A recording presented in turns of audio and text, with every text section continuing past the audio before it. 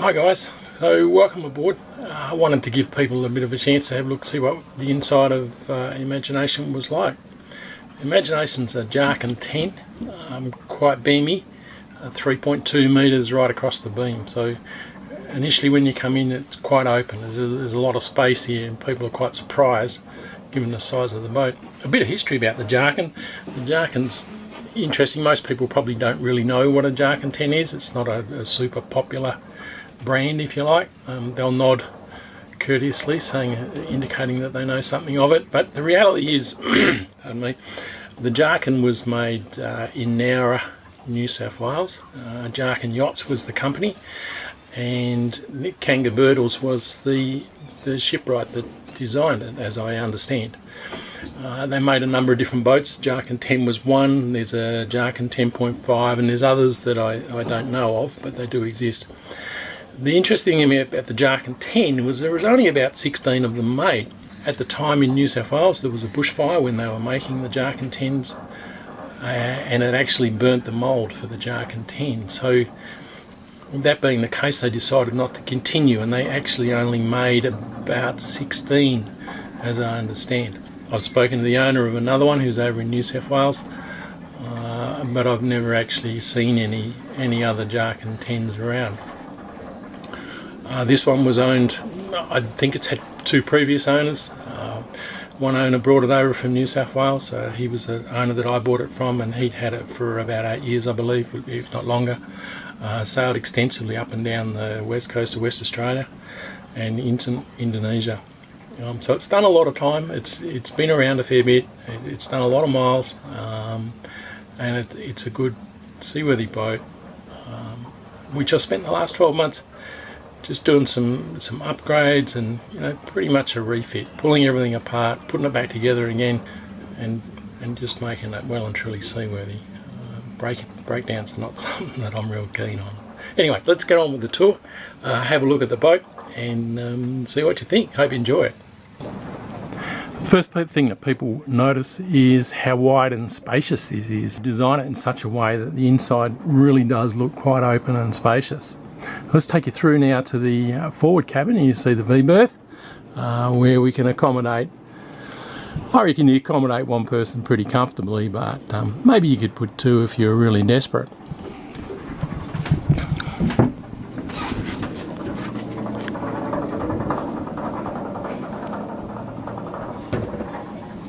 So it's just a simple V-berth, plenty of storage underneath the bunk itself, so all big holes underneath there where we can store various things, including your clothing.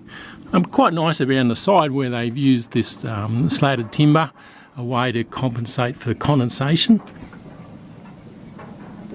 And the inside of this particular cabin, this V-berth, the ceiling area of it, or the roof area of it, is lined with a double lining of fiberglass, so it's nice and smooth and clean, easy to keep the mould out. A nice big hatch, which becomes an escape hatch as well if necessary. Yourself.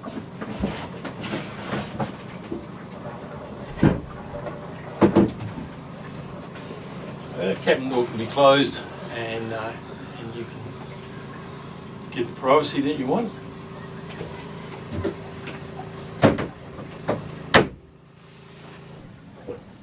Alright, as we move back from the V-berth at the front, we come back into the main cabin, and in the main cabin here you can see we have quite a large lounge on one side and a similar lounge on the other side. Storage behind in these lockers here, and underneath the lounge is a 200 litre water tank on each side, plus there's more storage as well. The lounges have lee cloths in them so that you can actually use it as a bunk, which would be quite a good bunk during passage when your centre of effort of the boat is right about here, and you really want to get into a place where there's not too much roly-poly. Table in the centre is designed for 2 leads on it, so it can actually fold out.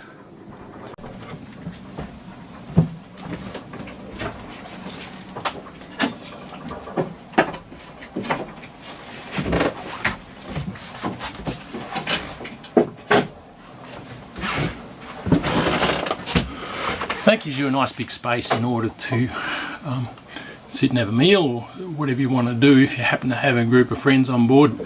And you've got, as you can see, you can sit quite a few people around there.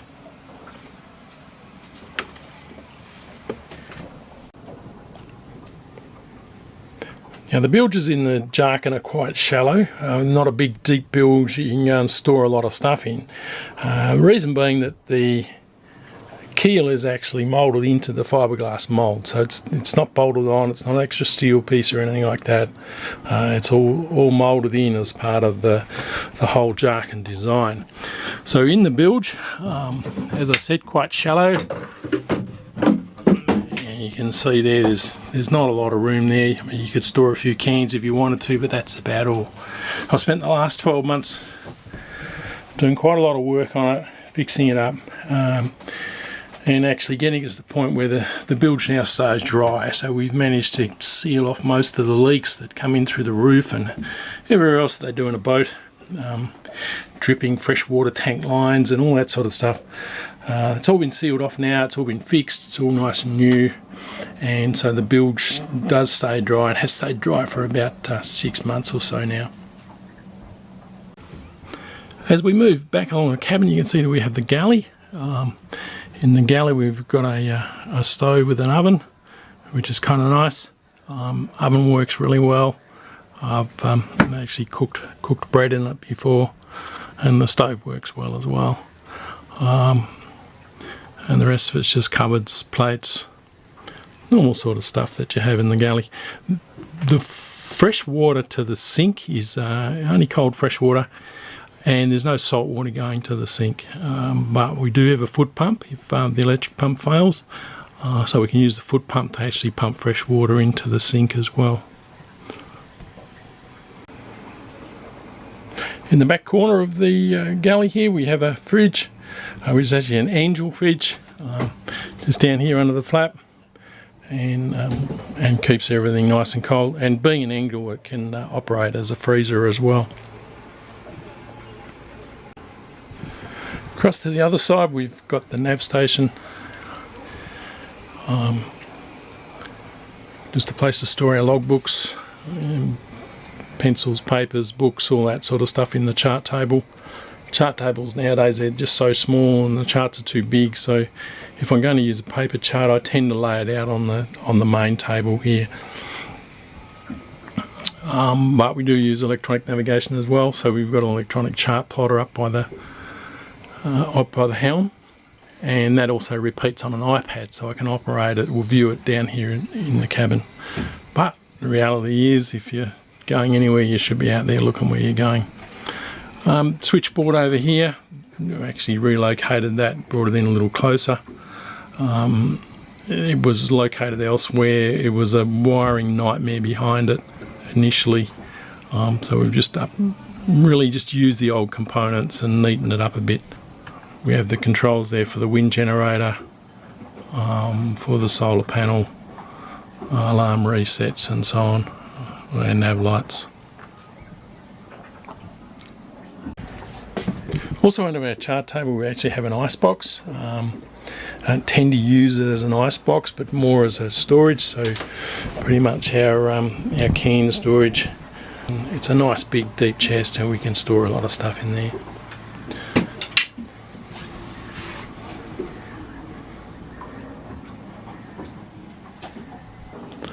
So just behind our chart table takes us into our head or bathroom, as most people would know it.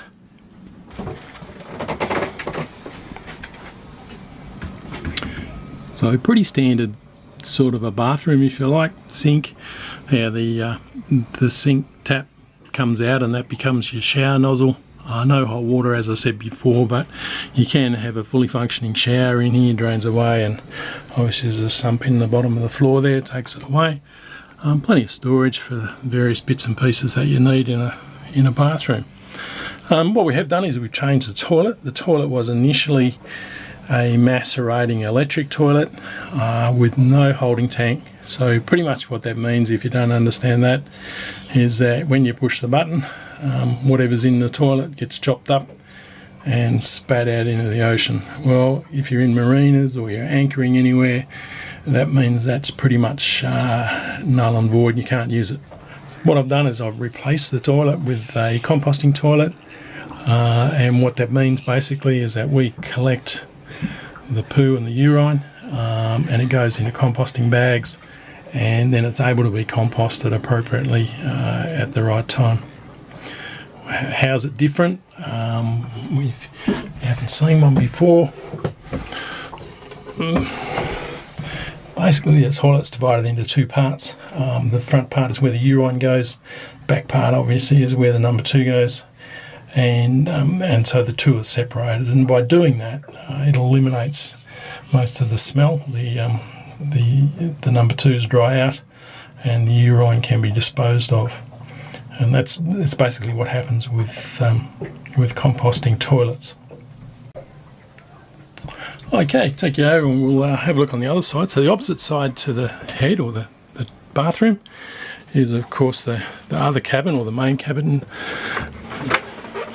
And a little bit dark a bit in here. You can see the main cabin, a fairly sizable bed, a little bit of an obstruction underneath there, but you could actually run it as a double if you really wanted to. But it's nice and sizable.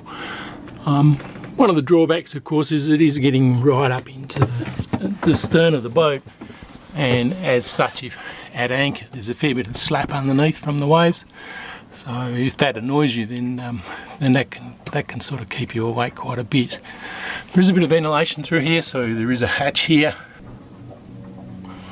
Okay, so we can open that up. We can get a good bit of fresh air through that little hatch there. Also in here we've got a few cupboards, so there's a couple of cupboards there which are really great for keeping clothes and whatnot in.